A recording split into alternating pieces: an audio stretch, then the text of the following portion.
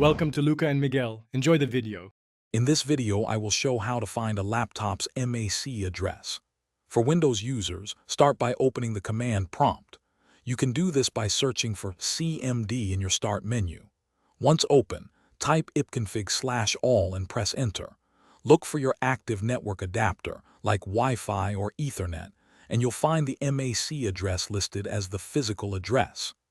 This unique identifier is crucial for network management. If you're on a Mac OS laptop, the process is straightforward.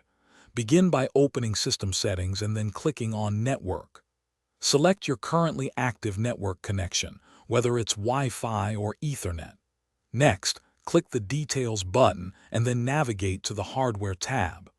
Your MAC address will be clearly displayed there, ready for you to use.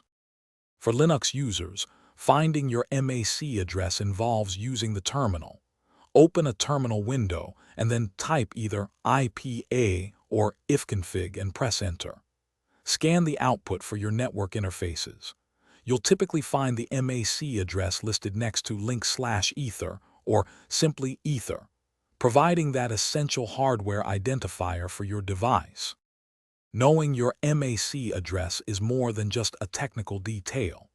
It's often needed for network security, like setting up MAC filtering on your router to control which devices can connect. It's also useful for troubleshooting network issues or when registering your device on certain restricted networks. This unique identifier ensures your laptop is recognized. Thanks for watching and please subscribe. It's the best investment you'll ever make.